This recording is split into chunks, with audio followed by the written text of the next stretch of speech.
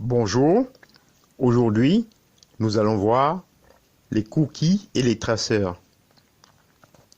Que dit la loi? Point d'interrogation. En application de la directive e-privacy, les internautes doivent être informés et donner leur consentement préalable au dépôt et à la lecture de certains traceurs, tandis que d'autres sont dispensés du recueil de ce consentement. Que recouvrent les termes cookies ou traceurs? Les termes de cookies ou traceurs recouvrent par exemple les cookies HTTP, les cookies flash, les résultats du calcul d'une empreinte unique du terminal dans le cas du fingerprinting, calcul d'une identification unique du terminal basé sur des éléments de sa configuration et des fins de traçage. Les pixels invisibles ou webbugs.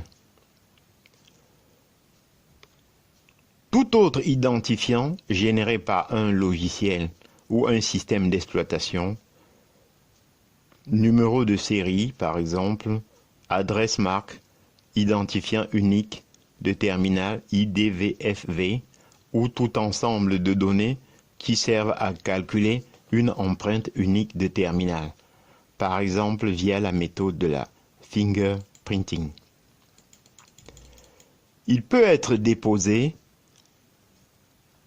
et ou lu par exemple lors de la consultation d'un site web, d'une application mobile ou encore de l'installation ou de l'utilisation d'un logiciel, et ce, quel que soit le type de terminal utilisé, ordinateur, smartphone, tablette numérique ou console de jeux vidéo connectée à Internet.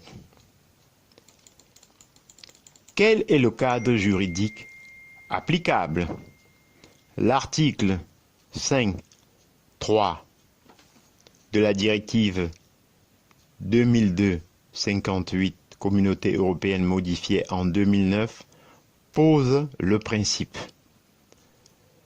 d'un consentement préalable de l'utilisateur avant le stockage d'informations sur ton terminal ou l'accès à des informations déjà stockées sur celui-ci, sauf si ces actions sont strictement nécessaires à la fourniture d'un service de communication en ligne, expressément demandé par l'utilisateur, ou ont pour finalité exclusive de permettre ou faciliter une communication par voie électronique.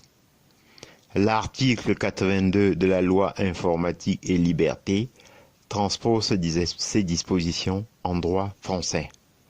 La CNIL rappelle que le consentement prévu par ces dispositions renvoie à la définition et aux conditions prévues aux articles 4.11 et 7 du RGPD.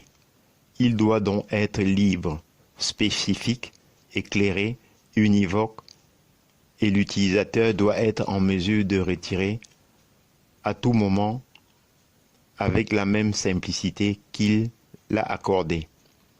Afin de rappeler et d'expliciter le droit applicable au dépôt et à la lecture de traceurs dans le terminal de l'utilisateur, la CNIL a adopté le 17 septembre 2020 des lignes directrices complétées par une recommandation visant notamment à proposer des exemples de modalités pratiques de recueil du consentement.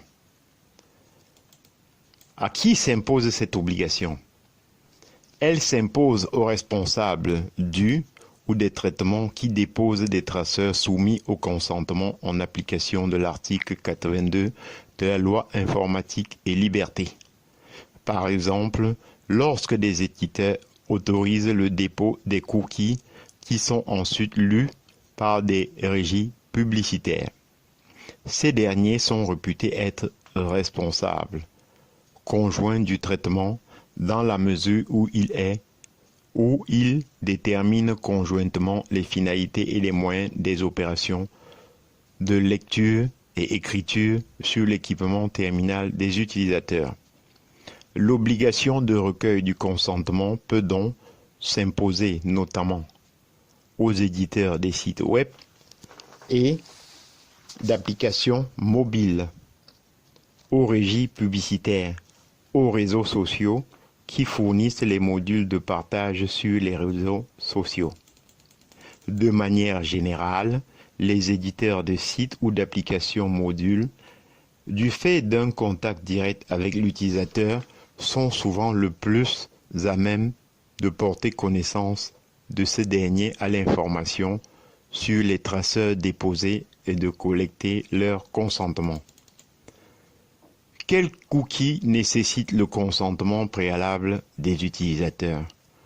Tous les cookies n'ayant pas pour finalité exclusive de permettre ou faciliter une communication par voie électronique ou n'étant pas strictement nécessaires à la fourniture d'un service de communication en ligne, à la demande expresse de l'utilisateur, nécessitent le consentement préalable de l'internaute. Parmi les cookies nécessitant une information préalable et le recueil préalable du consentement de l'utilisateur, on peut notamment citer les cookies liés aux opérations relatives à la publicité personnalisée, les cookies des réseaux sociaux, notamment gérés par leurs boutons de partage. En ce qui concerne les traceurs non soumis au consentement, on peut évoquer les traceurs conservant le choix exprimé par les utilisateurs sur le dépôt de traceurs. Les traceurs destinés à l'authentification auprès d'un service, y compris ceux visant à assurer la sécurité du mécanisme d'authentification, par exemple en limitant les tentatives d'accès robotisées ou inattendues. Les traceurs destinés à garder en mémoire le contenu d'un panier d'achat sur un site marchand ou à facturer à l'utilisateur les produits et les services achetés. Les traceurs de personnalisation de l'interface utilisateur, par exemple pour le choix de la langue ou de la présentation d'un service, lorsque telle personnalisation constitue un élément intrinsèque et attendu du service. Les traceurs permettant l'équilibrage de la charge des équipements concourant à un service de communication. Les traceurs permettant aux sites payants de limiter l'accès gratuit à un échantillon de contenu demandé par les utilisateurs, quantité prédéfinie et une période limitée. En outre, certains traceurs de mesure d'audience dès lors qu'ils respectent certaines conditions. Maintenant, on va se poser la question, comment recueillir valablement le consentement? Point d'interrogation. En effet, le consentement doit se manifester par une action positive de la personne préalablement informée, notamment des conséquences de son choix et disposant des moyens d'accepter, de refuser et de retirer son consentement. Des systèmes adaptés doivent donc être mis en place pour recueillir le consentement selon des modalités pratiques qui permettent aux internautes de bénéficier de solutions simples d'usage.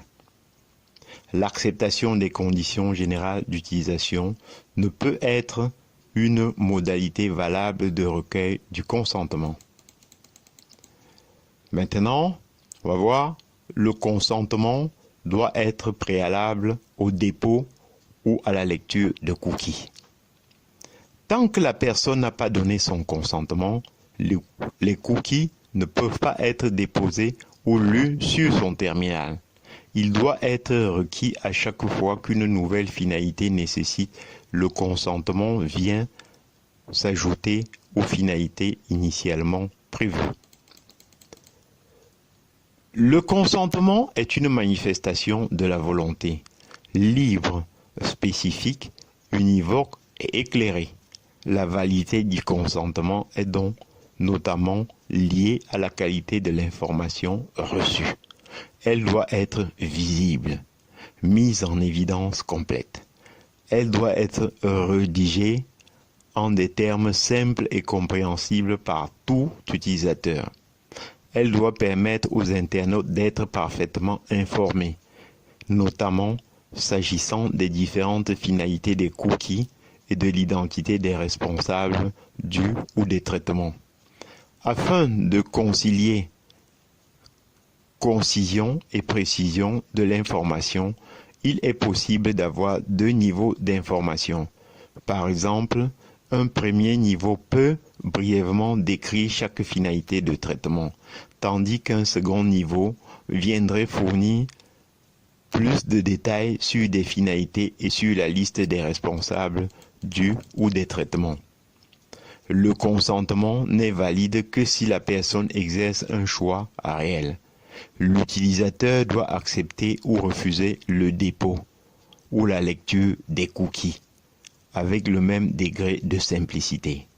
Au terme de l'article 42 du RGPD, qui éclaire l'exigence de liberté du consentement posée par son article 4, le consentement ne devrait pas être considéré comme ayant été donné librement si la personne concernée ne dispose pas d'une véritable liberté de choix ou n'est pas en mesure de refuser ou de retirer son consentement sans subir de préjudice. Par ailleurs, la CNIL recommande que ce choix soit effectué sur chacun des sites ou applications concernées par le suivi de navigation. Le consentement doit pouvoir être retiré simplement et à tout moment par l'utilisateur.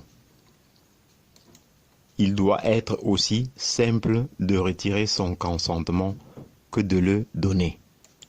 Des solutions permettent aux utilisateurs de retirer leur consentement, doivent être mises à la disposition de l'utilisateur. Elles doivent être accessibles à tout moment. Comment prouver que l'on a bien recueilli le consentement? Chaque acteur se prévalant du consentement doit être en mesure d'en apporter la preuve. Il peut pour cela utiliser les modalités suivantes non exclusives. Une mise sous séquestre auprès d'un tiers du code informatique utilisé par l'organisme recueillant le consentement pour les différentes versions de son site ou de son application mobile, voire simplement par la publication horodatée sur une plateforme publique d'un condensat ou hash de code pour pouvoir prouver son authenticité a posteriori. Ensuite, une capture d'écran du rendu visuel affiché sur un terminal mobile ou fixe peut être conservée de façon horodatée pour chaque version du site ou de l'application.